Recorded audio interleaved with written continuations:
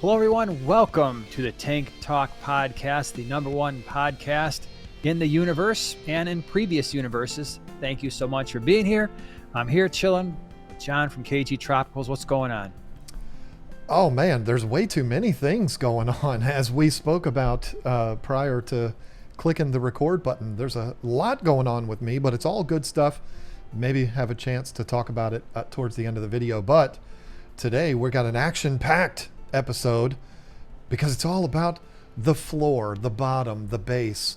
That we're talking about the aquarium substrate and everything that anyone could ever possibly need to know about that thing that we put at the bottom of our aquariums, that stuff that we put at the bottom of our aquariums. Or don't put at the bottom of your aquarium. What? This is true. Yeah. This is true. We Some are people going are to be like talking that. about all of the different types of substrates. And believe it or not, this is a decision that is often overlooked a little bit. We're worried about our rocks, our wood, our plants, and our fish. And then the substrate, for some people, it just is kind of like this afterthought, like, all right, I picked the color and that's all I need to worry about. And there's a lot more that goes into it because you've got lots of different choices. And today we're going to talk about sand. There's different types of sand. We'll talk about gravel. We will talk about planted and specialty substrates. We'll look at the ways to save money when choosing aquarium substrates. And we'll look at no substrate at all.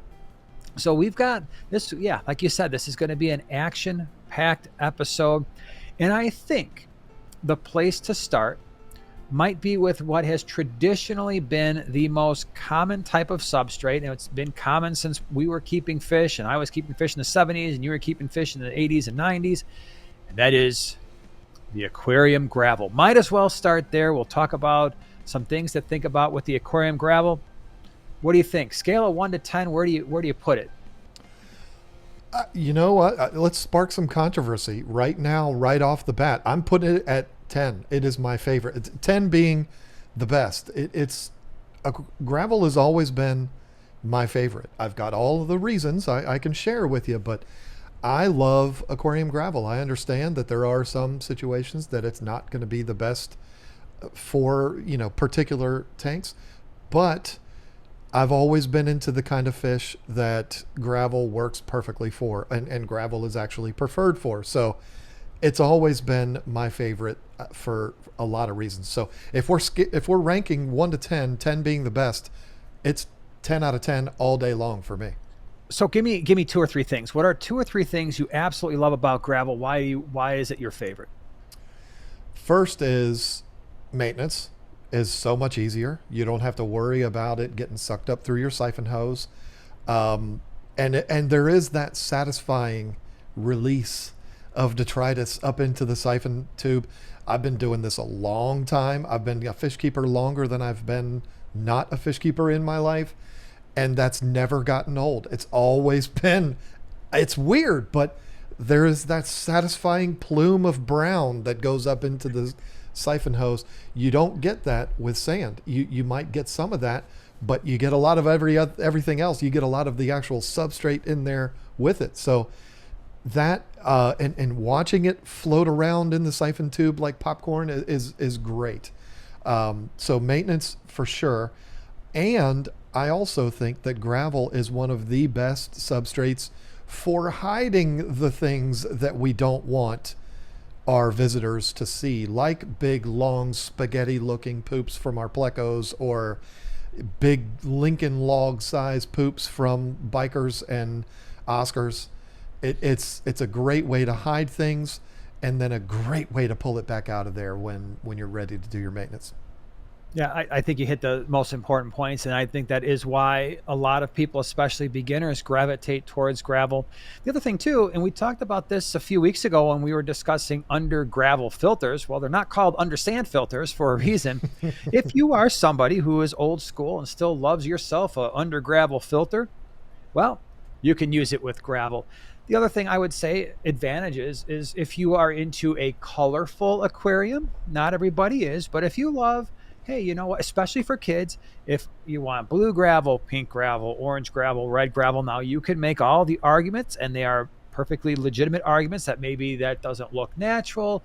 You worry a little bit about the dye in the gravel that's causing that color. Is that leaching into the aquarium water? which, by the way, yeah, that stuff is coming off. If you don't believe me, get some black gravel sometime, put it in your aquarium, wait 10 years, you'll be like, this is starting to turn clear. So all the colored gravels, they are usually dyed. Now, yeah, super easy to maintain. And I'm like you. The siphoning of the gravel is like cutting grass or shoveling Mm-hmm. snow. And you just see the progress you're making.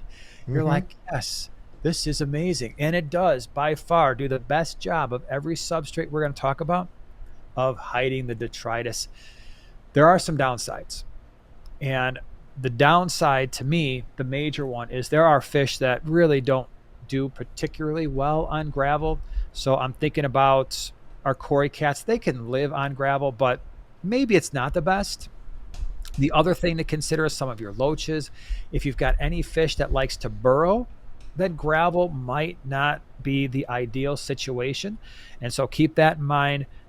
There's lots of different types of gravel. Usually, the larger the gravel piece, like the pieces of gravel, the larger the size, the more likely you're going to have issues with stuff getting trapped in the gravel.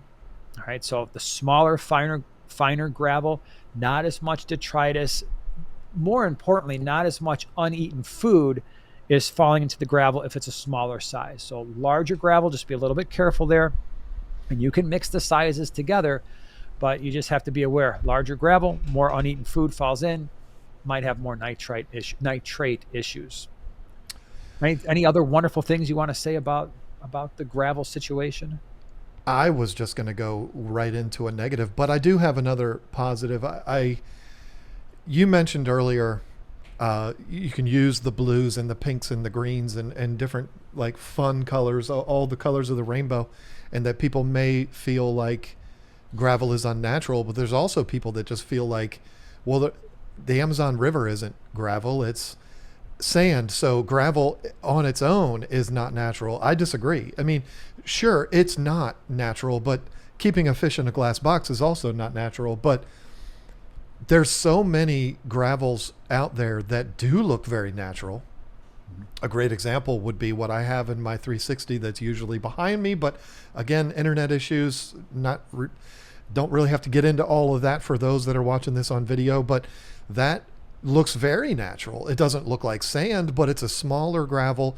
The brown kind of neutral colors, multiple different shades of brown that it has, makes it look very natural. And I think it looks very good. So you can obtain a natural look with gravel.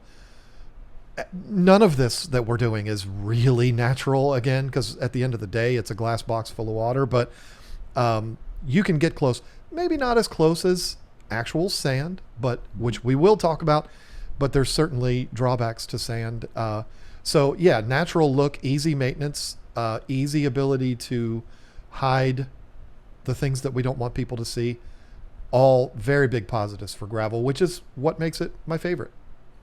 And the other thing too with gravel is we'll kind of mix in the money saving options, I guess, as we go through these different options. But you can save a lot of money on gravel. I don't know how it is in your market. Maybe for people who are watching, it's different. But usually for us, you're looking at somewhere around $1 per pound for gravel. Right? You go to your Petco's, your PetSmarts. Maybe it's a little bit more now with our inflationary environment that we've been in the last few years, but around $1, $1.25 a pound. You can also go to some of your big box home improvement stores, your Menards, your Lowe's, your Home Depots, and literally find the exact same gravel, same size, same color, usually a natural look, like a natural brown, and it is going to be 25% of the price. The only downside is you absolutely have to rinse it. So get a nice strainer, make sure you rinse that stuff. It's not going to have that polished look, but guess what? When you put that gravel in water, give it a few months, It even all looks the same. it all looks the same. Exactly. So if you want to save a little bit of money, take a trip to your local warehouse, again, your Menards, Lowe's, Home Depot, go to their garden center, and I'll bet you they're selling 25, probably 50-pound bags of the same exact gravel, same nice, get the smaller size gravel pieces and rinse them really well. And those are perfectly fine for an aquarium. And the other thing too is, for the most part, gravel does not usually change your water parameters. So I don't know if you found that to be the case. I found when I put gravel in my aquarium, most of it is inert for the most part. I mean, is it going to leach a little bit of water hardness? Yeah, because it's rock, but not like some of like the decorative rocks that you would typically find. Yeah, I've noticed it to be the least detrimental to water parameters of any of the substrates, with the exception of no gravel at all, or no substrate at all, which I guess that could be argued it's a detriment the other way. But anyway, uh, on the topic of it being affordable, I actually, the gravel that you're talking about right now, the small pea gravel type thing that you can buy at the home center, that's what my driveway is. And I hate it. I love the look, but I hate it because it's more expensive than just the gray, regular standard gravel. And so, if I need to get more, it costs a lot more money. But I've priced it out. I can get an entire dump truck load for $300. Oh my gosh. So that tells you you're talking about a several tons of it for $300. Obviously, you're not going to do that for your aquariums, but it's pennies to actually equip an aquarium with it. You're not going to buy a dump truck load just for and use the extra to put somewhere else. I mean, you'd have a lot extra, but we use a lot of it on our property. We have a cemetery on our property that is. We didn't do this. The previous people did. We bury people in our backyards in North Carolina. So there's a cemetery back there that has it, and then our driveway. And I wish it was the other kind of gravel because it would be so much cheaper to maintain. But it is very, very cheap.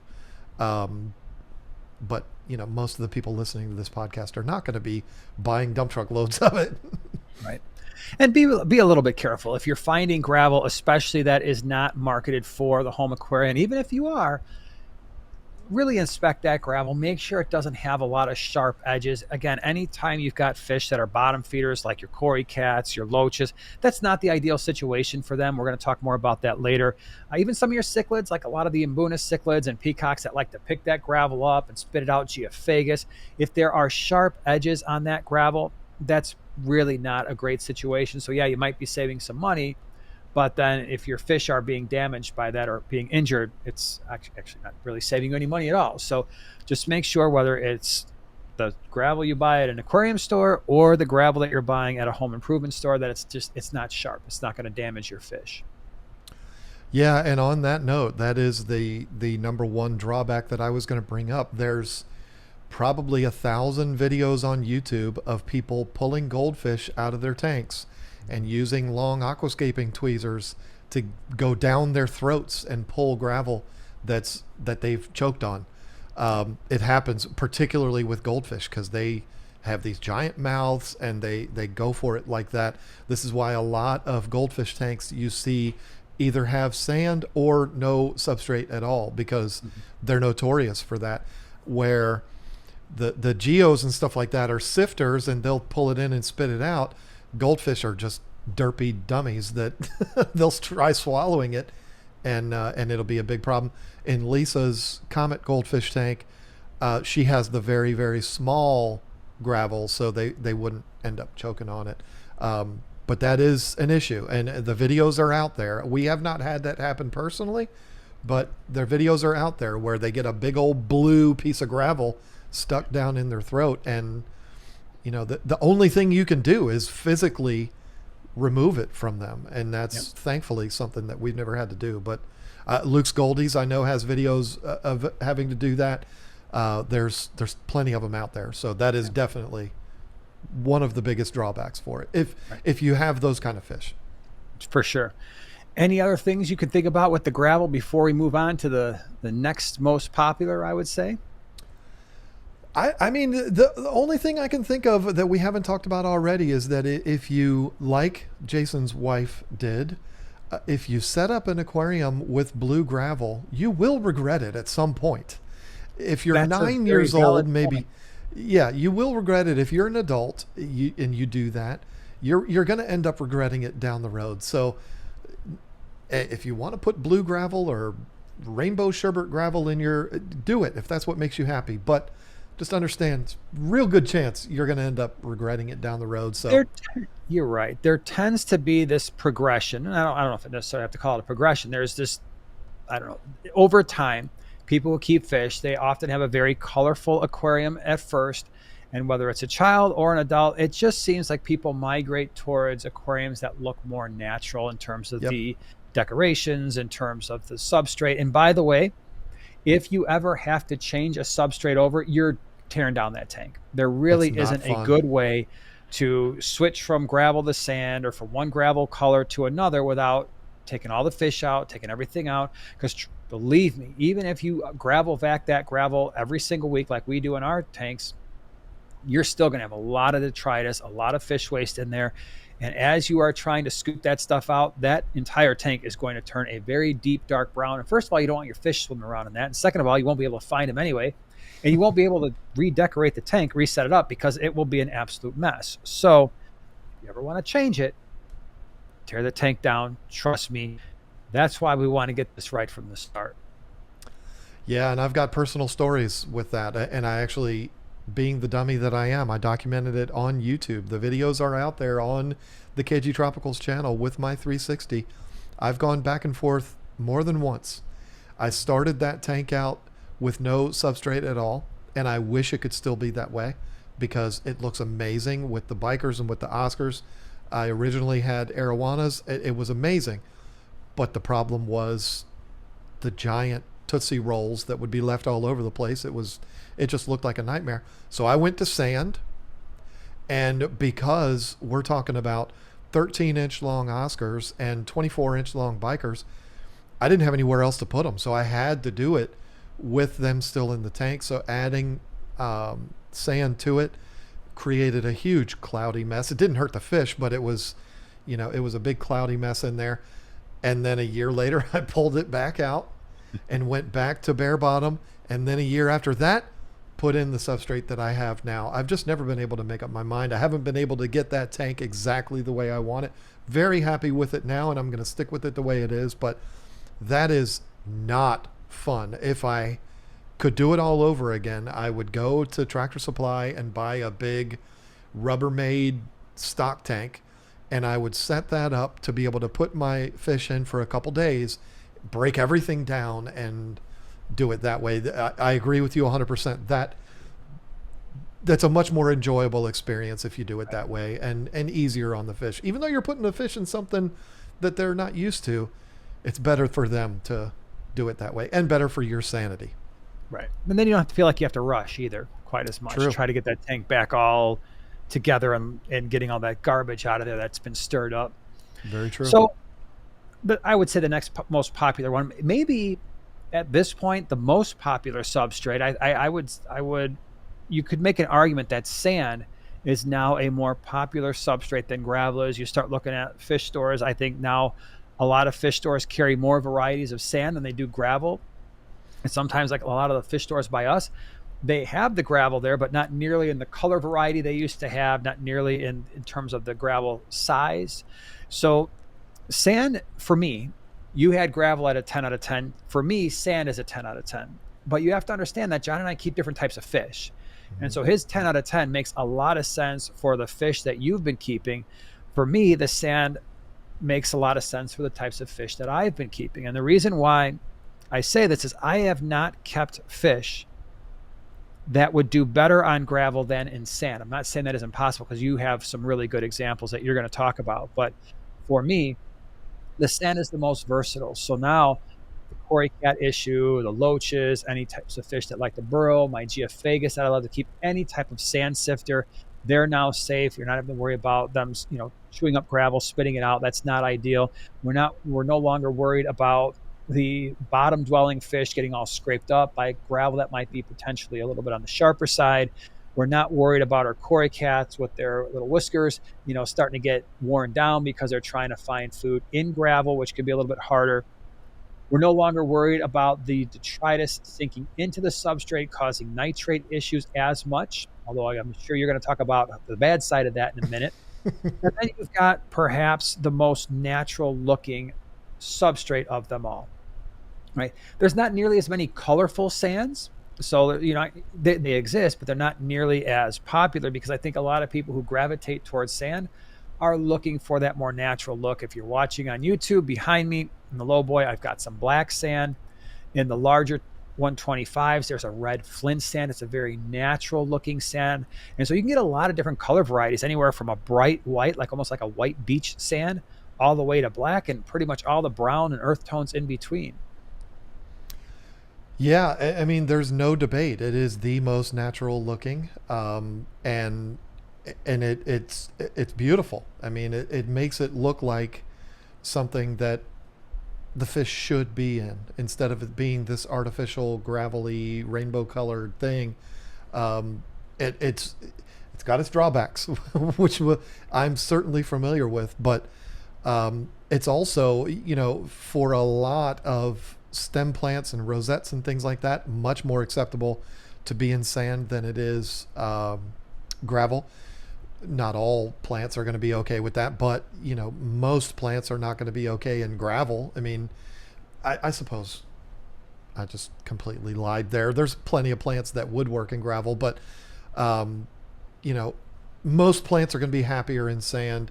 It's much more acceptable for a lot of the fish, particularly the kind that you keep, but also little nano fish and things like that. It's just a more general, easy to use, natural looking product. And I don't mean to be a spoiler here, but also by far the cheapest of anything else. Yeah, you're absolutely right. And so just like we talked about with the gravel, you can go to your big box stores and get the pea gravel for 25% of the cost that you'd find in an aquarium store. And we've done this. I'm sure you've done it with the pool filter sand, the play sand. That stuff is pennies on the dollar. You can go to, again, Menards, Lowe's, Home Depot, and get some pool filter sand and buy 50-pound bags. I think we were getting it for $8. Yep. And now that stuff, it depends on the type of pool filter sand. The stuff that we bought, there was a tremendous downside, and that is it was very dirty. And so what we would do is take a 5-gallon bucket, fill up about a third of that bucket with sand, take a garden hose, shove it all the way in the bottom of the sand, stir up everything that's in there, dump out the water, which was now like a deep brown, and just keep doing that until, and we kind of use the hose to stir the sand up and just keep dumping it until the water was mostly clear. And even after doing that, once you put it in the tank, you still might get some cloudiness. Now, not all pool filter sand is like that, but at least the stuff that we used, it was. Yeah, and that is a huge problem. You're not going. I've never used sand, even sand that's meant for aquariums. I've never used sand where the tank looks perfect as soon as it's done. I've had it with gravel. I mean, if you're setting up a brand new aquarium, it's not going to look crystal clear no matter what, unless you use all the techniques that aquascapers use and fill it up, drain it, fill it up, drain it, do that whole thing. You're going to have some cloudiness, but the cloudiness by far is the most when you're talking about sand. Pool filter sand, play sand. Play sand is the worst when it comes to I its won't dirtiness. Use it. Yeah. I mean, the end result is fine. It looks great. Yeah. But it's so dirty. I mean, it's like pouring gravy out of the bucket when you wash it off. And I mean, I've had it just like you said. I do the exact same thing. In fact, I'll mix it up, put it in there, let it fill up and get all brown and look horrible, dump it out, and then I'll just put the hose. I'll just walk away, and I'll put the I'll put the bucket under, like I put a rock under it so it's sitting at an angle, and I'll just let it run for like 20 minutes to where the water that's coming out is crystal clear. Put it in the tank, fill the tank up, and it's still cloudy. Oh yeah. Every single time it does that.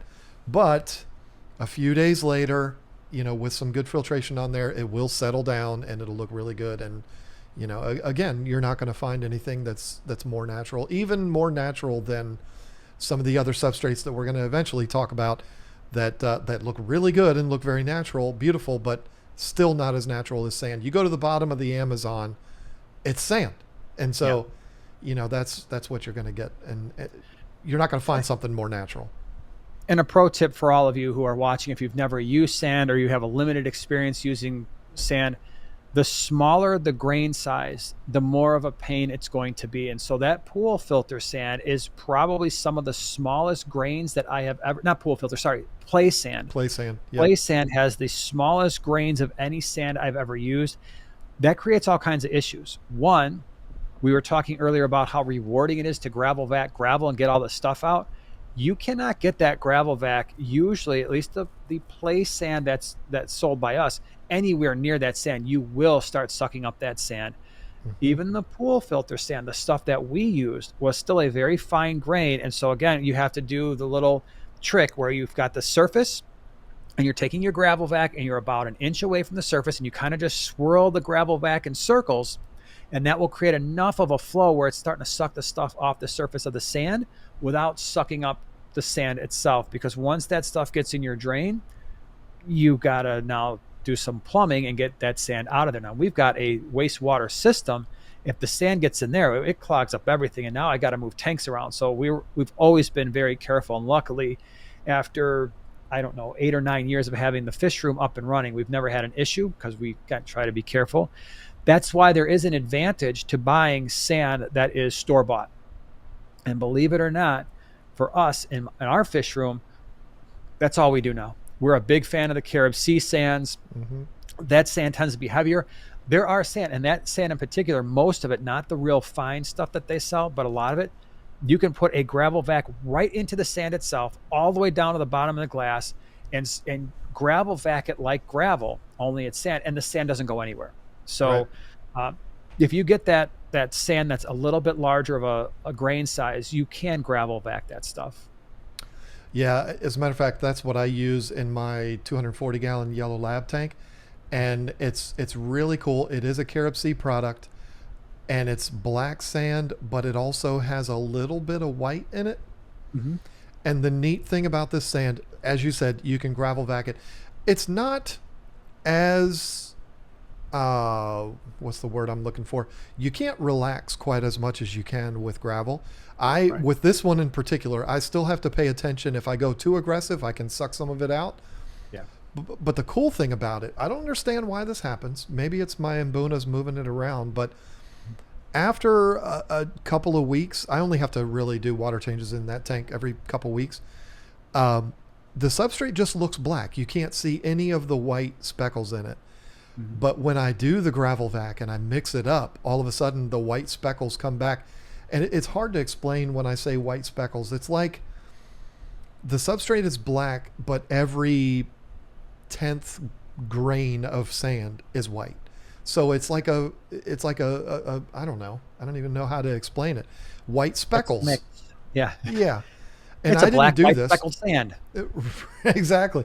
I didn't do this. It came this way. It's black with, every so often you see a white flake in there, and it just mixes it back up again and brings all the white back up to the top, and it looks really, really cool. And it's also that particular substrate. It's very easy to see where I've vacuumed and where I haven't, because where I haven't is going to be all black.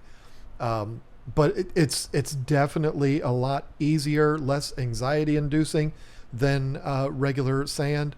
But you still do have to be, with this one in particular, you still have to be a little bit careful with it, because it'll suck right out of there. Because at the end of the day, if you got a powerful siphon, it'll pull it out of there.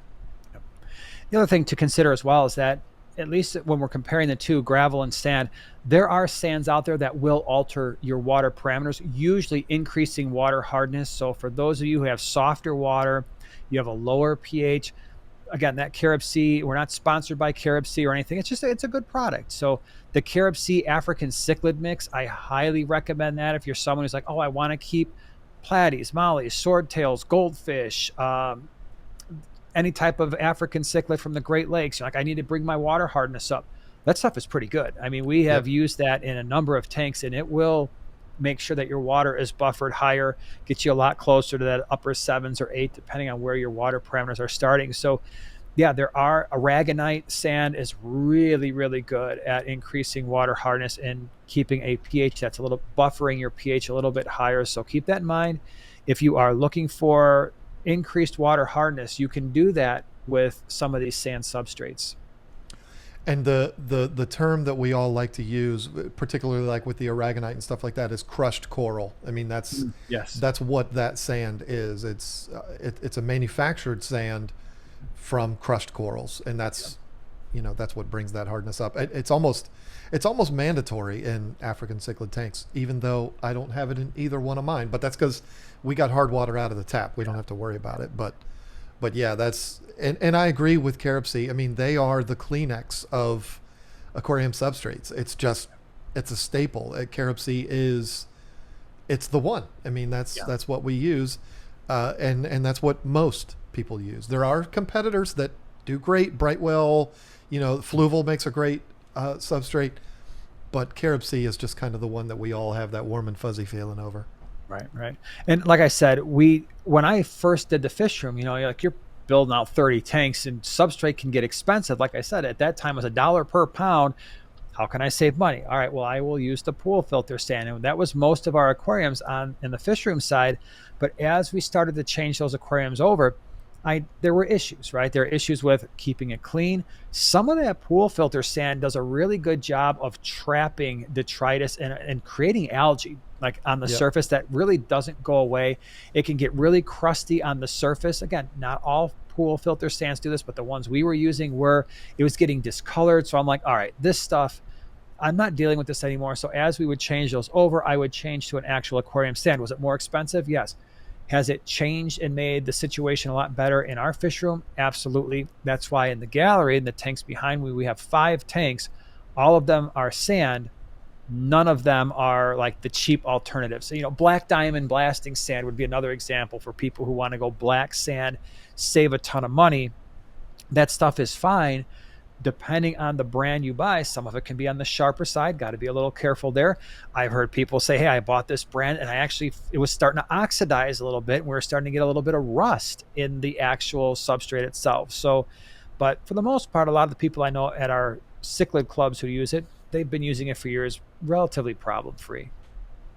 Yeah, I mean that particular sand, the reason why it's called blasting, it's made for sandblasting machines that are meant to rip paint off things. So yeah, it's going to be a little sharp. I've never used any of those personally, but I know a lot of people that have, and I have fish that like to lay on their bellies. Not for me. It's not going to be my thing.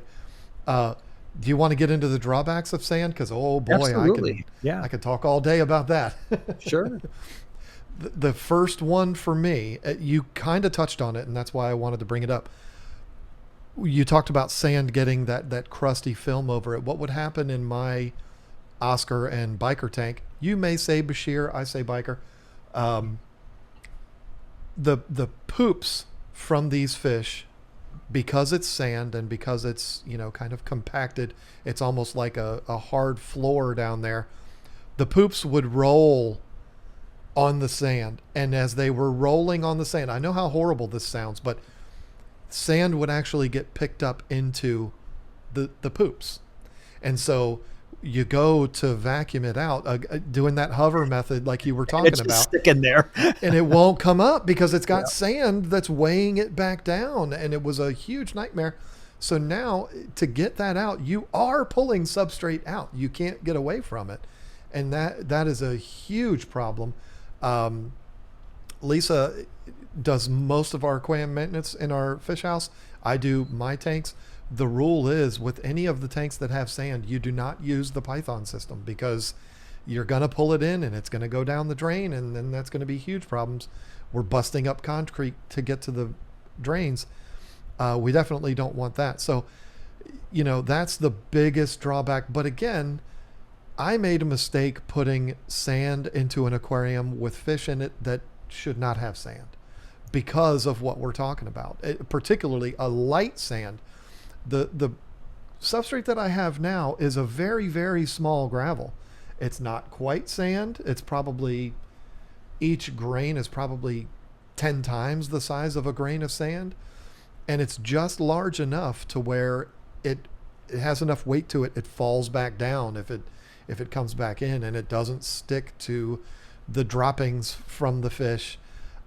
Still would have a huge problem if it went down the drains, but it's not as likely to go down in there. So the sand sticking to the poops, but also the fact that the poops don't sink down at all. They're just right there on the surface. And when you have circulation of water, you just end up with a big giant pile of poop over in the corner, and it's horrifying. Easy to clean, but it's a nightmare to look in and just like, oh, what is that brown mountain over there? Oh, that's fish poop. Like, ugh, that's a nightmare. So, Yeah. Don't make the mistake I did of putting sand in an aquarium with fish like that. You're just going to have all kinds of problems. Better off having no substrate at all. Yeah, and there are ways around it. So for those of you who are community fish keepers, right? You're talking about a specific example where you've got some tank busters over there.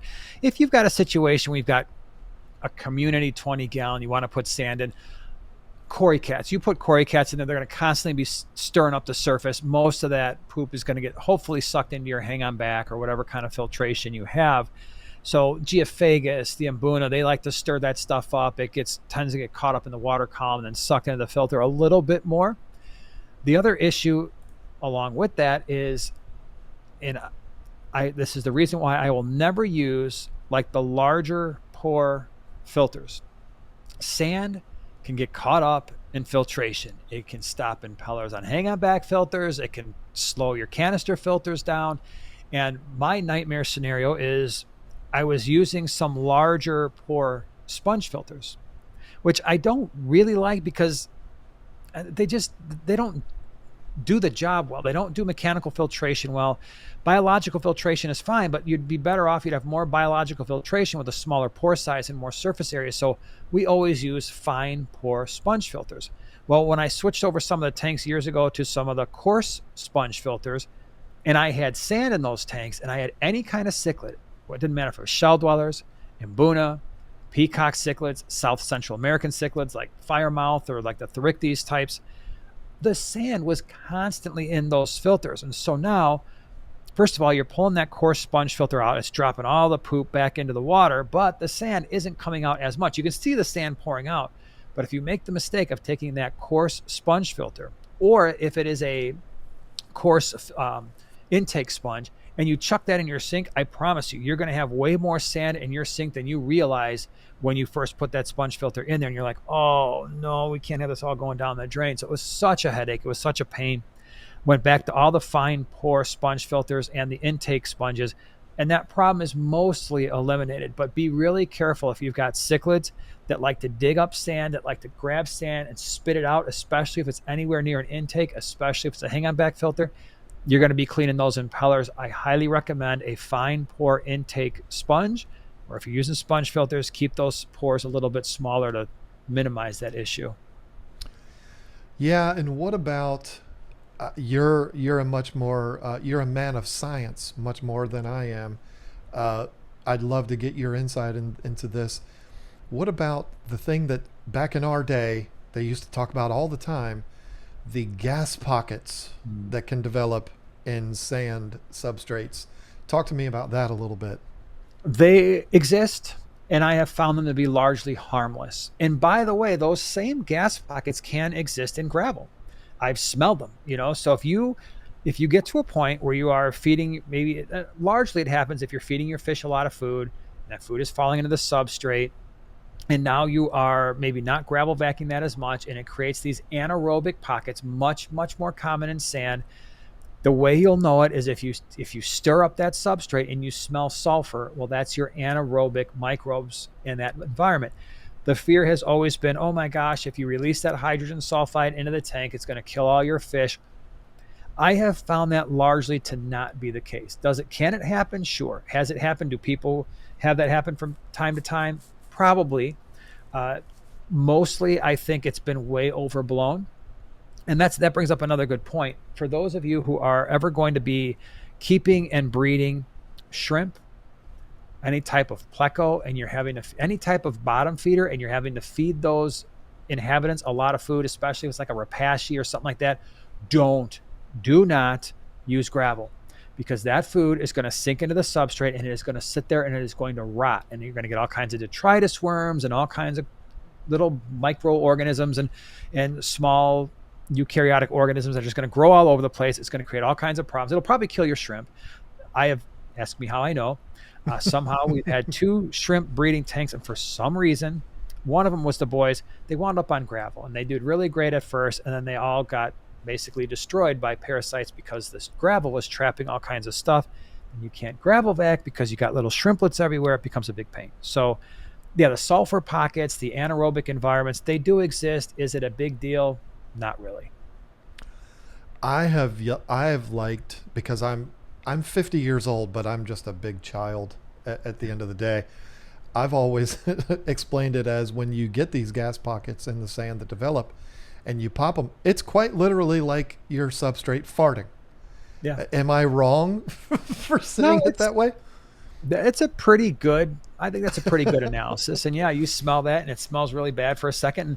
And, sometimes I'll be down here or I'll walk down and the boys are doing tank maintenance day and you'll smell a little bit of smell like that. I'm like, well, they must be gravel vacuuming, because there's various times. So I can tell you, after doing that for years and years and years, if you smell that smell come out of a tank, I've never lost a single fish ever.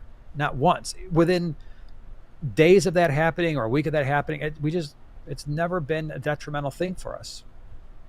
Okay, good. So then it happens. It makes a funny noise. Everybody laughs, and we all move on. Just like, Move on. It was embarrassing just like for in the real fish life. tank. And we just pretend like it didn't happen, and it's fine.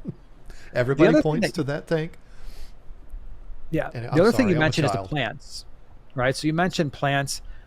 For me, it's never mattered if it's gravel or sand. For the beginner plants, your crypts and all those, the vals and that kind of stuff. I I see the arguments on Facebook, and I'm like, I don't know if these arguments are happening between people who have not kept plants, or they've just had bad luck in a certain situation and blamed it on the substrate. But for us, inert sand, inert gravel, plant your plants, use your root tabs the first time that you're planting it because it's a new substrate. There's no nutrients in there. And then just let the detritus fall in, let the stuff fall into, especially the sand, and get the stuff off the surface. But the plants will just use that as food. And I never put root tabs in ever again.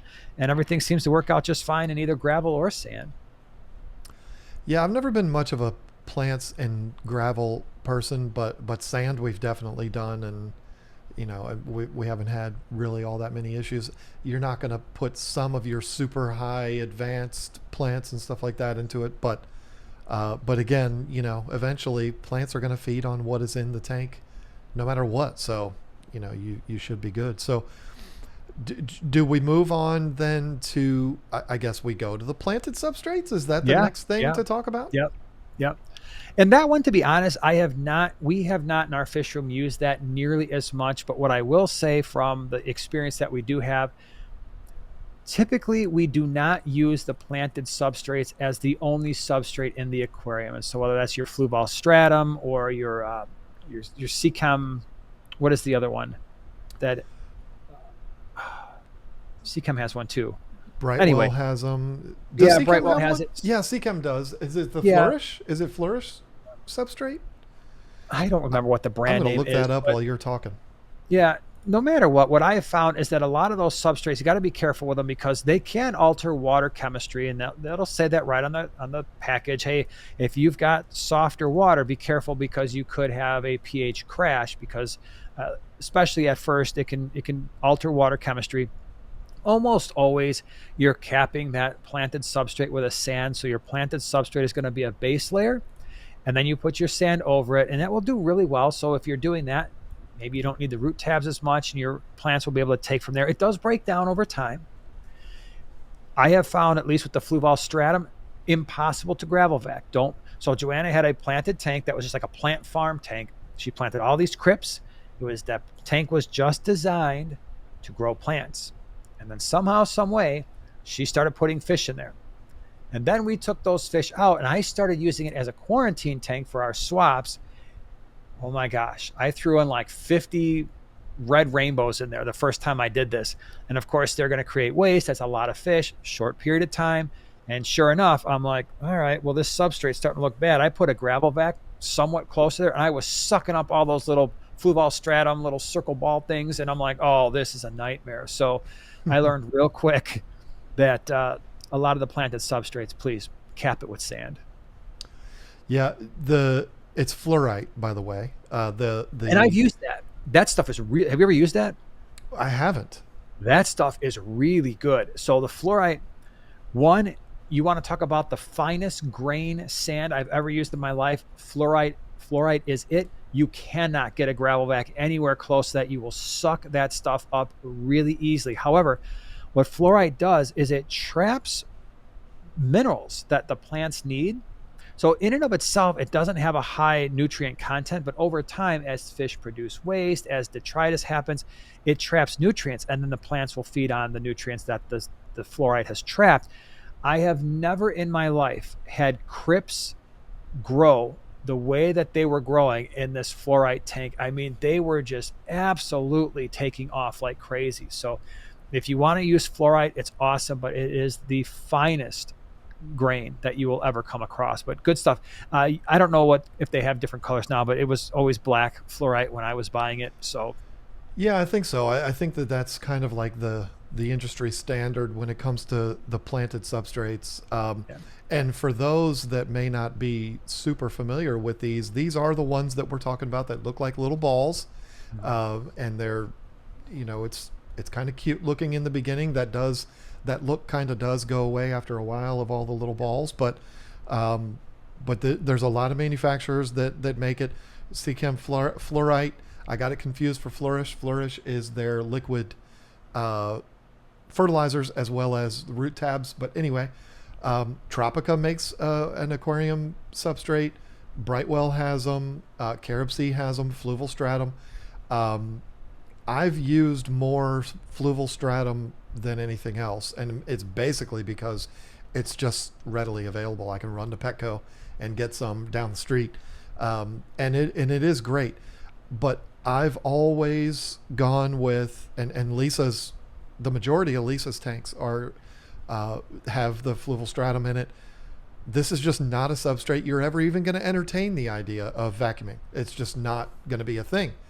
But this is also something that would be a heavily planted tank. It's not going to be that you're going to put this substrate in and then you're going to put one Anubias in there. It's not doing the Anubias any good. It's not, Right. This is mainly for your stem plants, your rosettes, your bulbs, your things that you're going to be putting into the substrate. That's what that's going to be for. And it's the number one choice from aquascapers. Whenever you're looking at beautiful aquascapes on Instagram or on YouTube, it's almost exclusively going to be one of these manufacturers' brand or style of aquarium soil. And they are fantastic for plants, but you're just going to leave them alone. And it's just going to become part of the ecosystem in there. It will alter the water parameters. It will feed the plants for sure. And it's difficult. It's difficult to get it to stay where you want it. It's difficult to fill the tank up when you have that substrate in there, but it is absolutely ideal for growing plants. I mean, it's as good as you can get for growing plants, all of them. I'm not going to sit here and say one is better than the other. I haven't tried fluorite, so I'm a big fan of Seachem, so maybe I should give it a try. But they all seem to work really, really well with those plants that are buried down in the substrate. What I found interesting about the fluval stratum is it's actually not that easy to plant the plants, right? I mean, because it's so light. That fluval stratum is very, very light. And so again, that's why if you use that, cap it with a sand. Like for those of you who are going to have an aquarium, a nice aquascaped aquarium with lots of fish, because that way when the fish do their little dookies everywhere and you want to kind of straighten that up a little bit, it'll be easier. And I think, at least to me, when you have the fluval stratum followed by a sand cap, it does make it easier to plant. Now, is that stuff going to mix together a little bit? Maybe. But that fluval stratum is a light substrate. So when you're trying to get the roots in there for your crypts, and it's like you're trying to pile it up and then it's not quite heavy enough to keep the plant in place sometimes. So it is helpful if you cap it with sand. Makes it a little bit easier to plant. Now, do we want to get a little controversial? Sure, why not? With another substrate that is along these same lines. What about dirt? How do you feel about dirt? Dirt. I don't do it. And it's not because it doesn't work, because you got father fish out there doing great things with dirt. Lucas has done some good things with the dirted tanks. I don't do them only because it's dirty, it's messy, right? So you've got this you got this dirt base, and then, and there's videos out there on how to mix it and put all the minerals in and do all that stuff. I am not the expert there because I don't do it. You always have to cap it with sand, because otherwise that crap gets into the water and your tank is going to look like, well, a tank full of mud. Yep. And that's the reason why I don't, because I need to have in our fish room, I have to have complete flexibility in terms of the types of fish that I want to add to an aquarium. And the idea where, oh, I've got this dirted tank, now anything that could potentially dig is out. Right. And I don't necessarily want to have that. Plus, a lot of my tanks now are used for quarantine, so it doesn't make a lot of sense. Is it going to absolutely allow plants to grow? Totally. Does it eventually break down and lose some of its nutrient content? Yep. So you'll have to sometimes break that down, redirt it, but it's a messy process. And again, I want the flexibility to do whatever I want to do, but it's good. It's just not for me. Well, the reason why I said controversy is because we are content creators on YouTube, and almost everybody, it's almost a unanimous thing now when you talk about a dirt substrate with a sand cap on it, everybody goes father fish. And I love father fish. He's a cool dude, and I don't disagree with his methods at all. But this is the Wallstead method. It's not, Lou has done his thing, and that's great.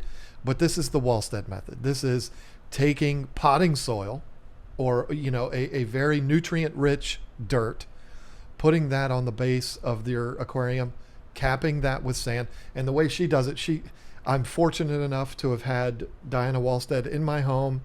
She did a tank with Lisa. We did all of this on video. So sure, I am a little biased, but I would have said years before we met her that it's the Wallstead method. I mean, the book was written in the 90s. She's the one. But anyway, taking that dirt, planting your plants in it, and then capping it with sand.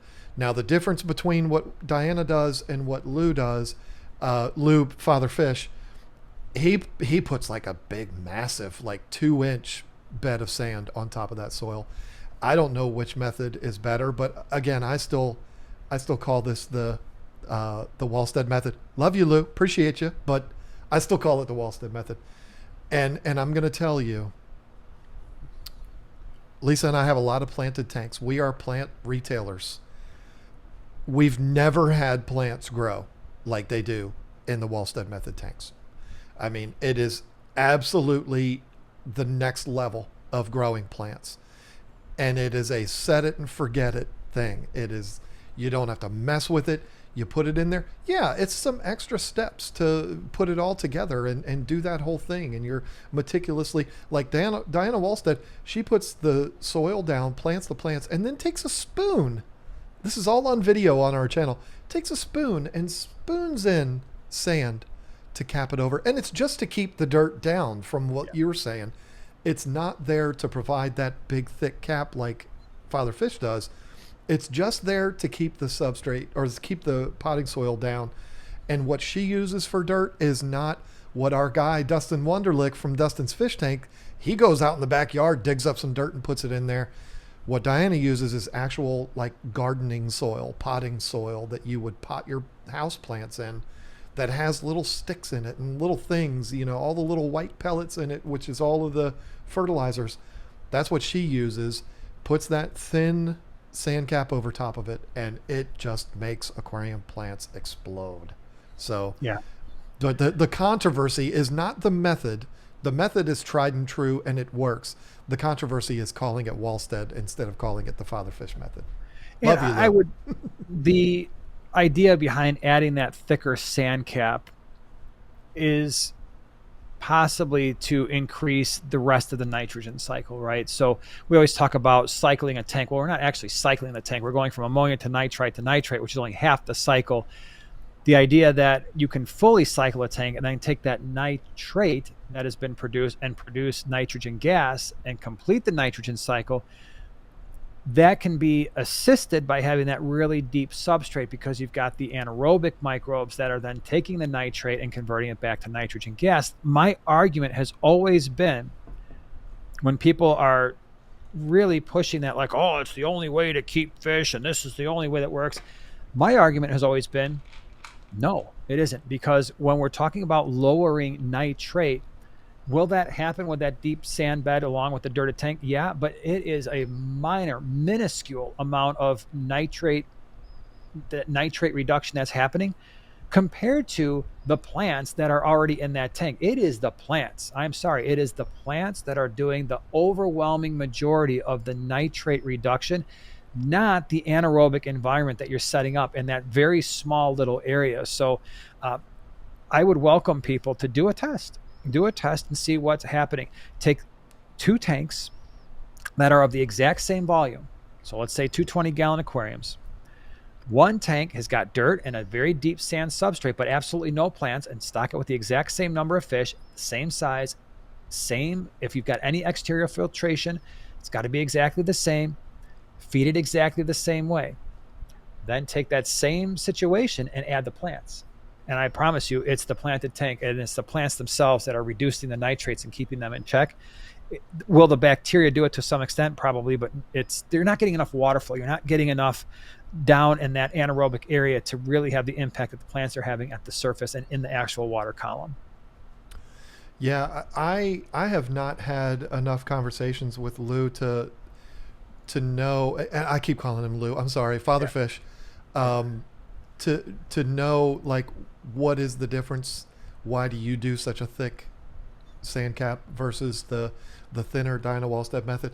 I don't know, but what I do know is this is a great way of growing plants. And here's the thing: whether it's Diana Wallstead or Father Fish, this is specifically for planted aquariums. And the interesting thing is, Lisa and I, this is going to be a video coming out very soon on our channel. We went to visit a woman for our Boxes of Water series on the KG Tropicals channel. She had 3 small beta tanks. You say beta because you're a smart person, but I still call them betas. And she had the Father Fish, and I even commented on it on the video. I said, I think I know the style of substrate that you have in here. She said, oh yeah, that's Father Fish. I love Father Fish. I said, well, I do too, but why do you have this? Because she had no plants. She had, in 2 of the tanks, she had like a little sprig of Rotala and then a little Anubias. Like, this is a substrate that is for heavily planted aquariums. You're trying to create this ecosystem in the tank. It was really a substrate that served no purpose for her situation. Yeah. I'm not trying to ridicule her. We filled her tanks full of plants, and so the problem is solved now. But this is the question I have for you. Could that be a detriment if there are not plants in there? I would think maybe it could be a bad thing, but then again, maybe not. But just why? Why would you have 2 inches of sand with dirt underneath it if you don't have any plants in there? Would it be a detriment? I don't think so. Not off the top of my head, I can't think of a reason why. Because if you do have that really deep substrate, you're still going to get nitrate reduction. As I said, there's some nitrate reduction. You're still going to have all of the nitrification process, ammonia to nitrite with your beneficial bacteria and the oxygen-rich environments. So I don't think it's necessarily a detriment that I can think of offhand. What's that? But it serves no purpose. But it didn't. Yeah, it's not really serving a purpose. Well, and the reason why I bring that up is because I do think, and there's actually never been conflict between me and Father Fish, but there's been conflict between me and some of Father Fish's audience, because what Lou puts out there, and he's right, is you can get the most low maintenance aquarium, and in some situations virtually maintenance free aquariums, using this method with a heavily planted tank. And what I've said is that there's going to be a lot of people that are going to hear, I can do this substrate and I don't have to do any maintenance, and that's just not a real thing. And so you're using the Father Fish method of substrate, and thinking that you have a maintenance free aquarium. No, that's absolutely not true. You would have to do as many water changes in that tank as you would a tank with gravel in it, unless you fill it full of plants, which is what Lou does. I tried to make people understand that part of it, and then his audience got really mad at me, and he never did. He always actually commented very positively on my videos talking about that. But it's making people understand it's not the substrate that makes it maintenance free. It's the plants, and the substrate helps those plants. So it all works together. But just because you have a 2-inch cap on top of dirt doesn't mean you don't have to do any maintenance anymore. But I'm sorry, going on a little rant there. Yeah. And the issue there, besides that, is not all fish you can't keep plants with all fish. I'm thinking saffron, silver dollars, a million different types of African cichlids. So yeah, that is it's not a one size fits all type of thing. We do have the last option, and you've mentioned it a number of times, and that is you don't put any substrate in the tank at all. You just roll bare bottom. Now, for me, I never do that because I prefer to have a substrate in the aquarium. My preference is I like the way it looks compared to bare bottom, but there are some advantages to doing bare bottom. Yeah, there's a lot of disadvantages too, but I'm weird when it comes to this, Jason. I don't even know how to explain it, but there are some tanks, some fish in tanks that I think look really good in an aquarium with no substrate. Discus would be one of them. Discus also look amazing in a heavily planted tank with Vallisneria that's 3 feet tall. So discus just look good. I don't care what you put them in. I like the simplicity. I like the modern look of it. I like the fact that the entire focus when you look in that aquarium goes to the fish, not anything else. I like that. But it comes with its drawbacks. I mean, the main drawback is the fact that you're going to see every tiny piece of fish waste, uneaten food, unless it gets sucked up by the filter. But if it's not, it's out there, and it's getting stirred up every time they swim around, and it's just, for me, in my OCD, where I don't like to see fish poop, I would be in that tank every single day, and it would still be it would not be enough, because 2 hours later, I'm like, well, somebody just used the bathroom in my tank again, and here I am. Yeah, and that was one of my big things. I have 3 very large bikers in that tank, and they like to lay on their bellies. And they don't, when they get up off of their belly, they don't gracefully get up and gracefully swim away. They go away like a bomb went off. And so if there's stuff laying all around them, then it goes flying. And it was all day long. I mean, you look in that tank and there's just stuff floating around. And when you know that stuff that's floating around is feces, it makes it a total nightmare. So I went to putting the substrate back in there. And what I've found is, it has no impact at all. It still does the exact same thing because these fish, it's just the nature. They're like stingrays. If a stingray's on the bottom, when it comes up, it's going to bring everything that's on the bottom up with it. And so it's a never ending battle for me in that tank. But I completely agree that the fact that everything's just laying there exposed, it's definitely a drawback. But isn't there also a drawback from the bacteria colonization standpoint, where you're eliminating that opportunity for the growth of much more bacteria? Yeah, 100%. You got a lot of surface area on the surface of the substrate itself, where when it's aerobic and there's oxygen available on that very top layer of the substrate, you have an opportunity for beneficial bacteria to grow. So you are eliminating a tremendous amount of potential beneficial bacteria surface area, which also means usually bare bottom tanks are also minimally scaped. So now you don't have a lot of surface area, not as much in terms of rocks and wood. So now you are relying much more heavily on the surface area of the actual filter.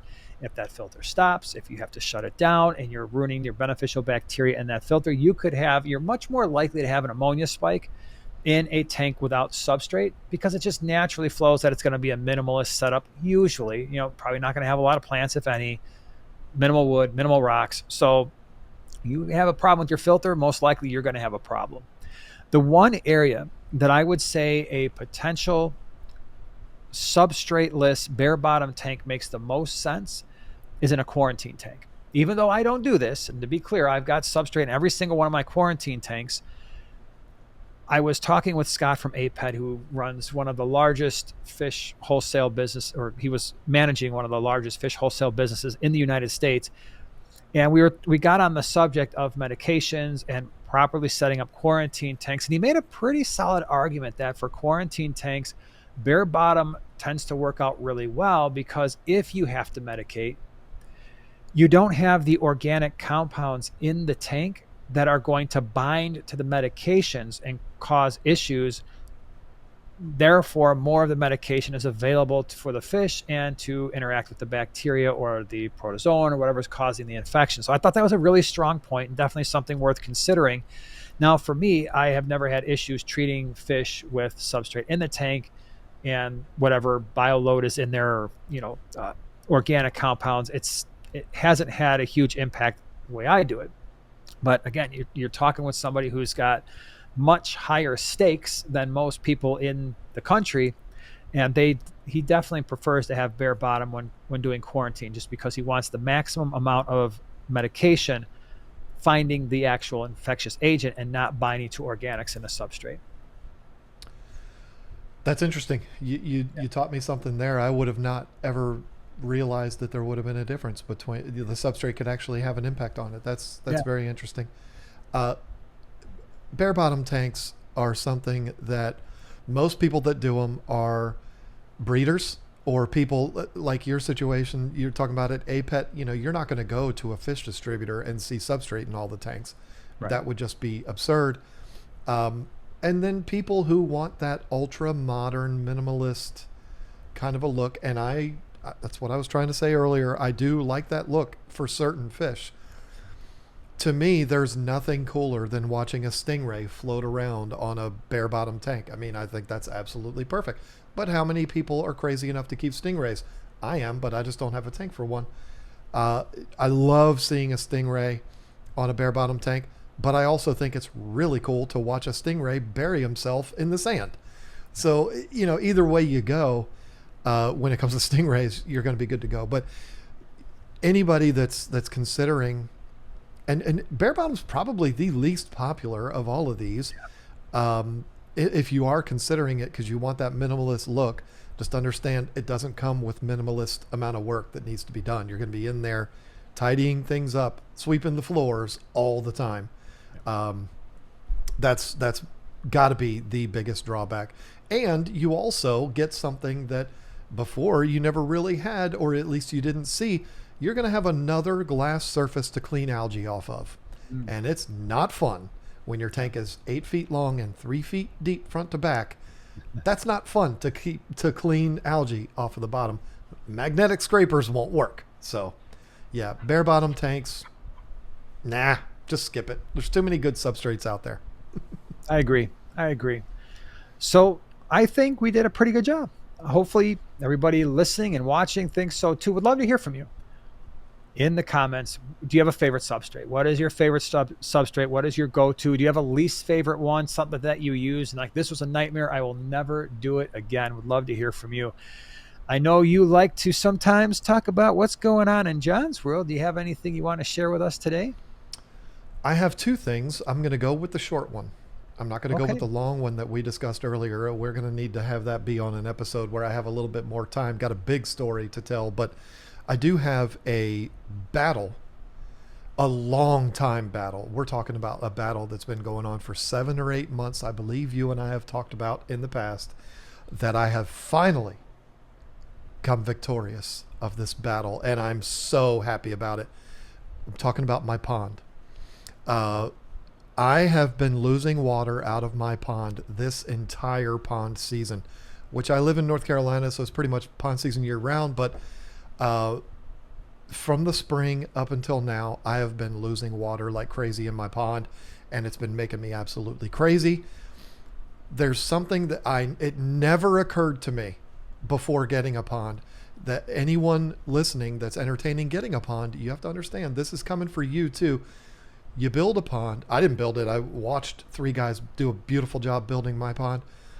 They're going through and they're stacking all of these large rocks and they're creating this perimeter and making this beautiful aquascape. Those rocks are very heavy. They have to use excavators to move them around. Those rocks eventually settle. And in the case of my pond, I live on a property that is dead nuts flat, 5 acres of just flatness. And so they dug the pond up and then take the dirt from, the hole and build a mountain to build the waterfalls and do all that kind of stuff. Well, after some time, and it's been a year now, those rocks start to settle in. And what ends up happening is when they settle in, they take the pond liner with it. And so you end up getting water rolling over the edge of the pond liner. I have found 6 different spots in my pond where this has happened. Now, let me be very clear. This is not due to poor craftsmanship on the builder's part. It's because the sand, the area where I live, the soil is all sand. It takes me 20 seconds to dig a 3-foot deep hole. I mean, it's like being at the beach. And so sand settles a lot easier than clay does. And so it's because of that these areas have become exposed. And what would end up happening is I'm losing water. And so I start going through the perimeter and I find a spot where water's rolling over the liner. And I pull the liner up and I reconfigure the area and fix it. And I'm like, all right, there we go. I fixed the problem. 3 days later, I realize it's still happening. And then I fix another one. And then I fix another one. I got to the point, Jason, I lost sleep over this. I was losing, and I'm not exaggerating, 3 inches of water a day in this pond. I would fill it up and then I would walk out. There's a clear indicator in my pond. We have basically a fountain in the pond that is it's a sphere. And so the water comes up through the center and it rolls over the edges of this sphere. It's beautiful. It's a Greg Whitstock product.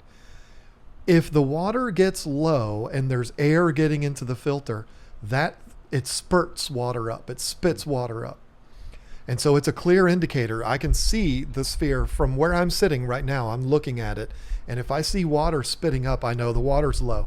I could fill it up and 4 or 5 hours later, I would start seeing that thing sputter. It was terrible. Not to mention the impact on the water bill.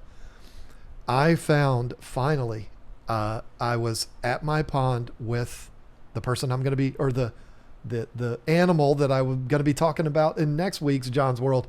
We were working on this together and I found this leak that was like an additional waterfall, that this water was pouring out of our pond. I was basically sending water straight out into the soil. No wonder the weeds are super thick in that area and all the plants are growing up super high.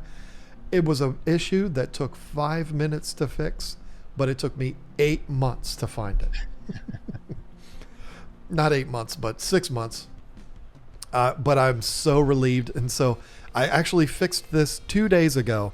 And every single time I walk out to my pond now and I see I've got there's a crack in one of the rocks and that's where I fill the water up to see it still at that crack. I'm just like, oh, yay. I'm finally not sending water out into the yard anymore. So very, very, very happy about that. I've got it fixed. At least until it happens again in another area. But yeah, super excited about that. That pond has changed my life. I love it so much, particularly when it's not sending water out into my yard. That's awesome. What about you? What is there anything going on in Jason's world? Not as much. I don't have a great story this time. So we're in the middle of swap season, and what swap season means for us is we pack all of our fish the day of a swap. We don't do it the day before like a lot of people do. And so what that means for us is I wake up the entire family like I did last Saturday at 3:30 in the morning so we can start packing fish so we can be done hopefully by like 7:30 in the morning so we can get out and get to the swap. So now that it is full season, we have 3 weekends like that coming up here in September. We had one, we got 2 more where I am pretty sure that they're going to be 3:30 in the morning start times. And by the time you get to the afternoon, you're a little sleepy, let me tell you. So that's been my my life right now in September. So no other really great stories other than lack of sleep. Let me tell you something. You are one of the few people on this earth that could call me at any time, and if you needed me, I would be on a plane to Chicago. It's very few people I would do that for, but let me tell you something. You wake me up at 3:30 a.m., you and I are going to have problems. I'm sure we would. I would expect that. Yeah, don't do that. I'm sleeping too good at 3:30 in the morning. Mm-hmm. So am I when that alarm goes off. Yeah, that hurts. Well, everyone, thank you so much for being here. We really appreciate it. Hope you had a good time. Next week, we're going to have another great episode for you. John's got a topic that I'm really excited to talk about. So be here, same time, same place next week. Everybody have a great week. We'll see you next time.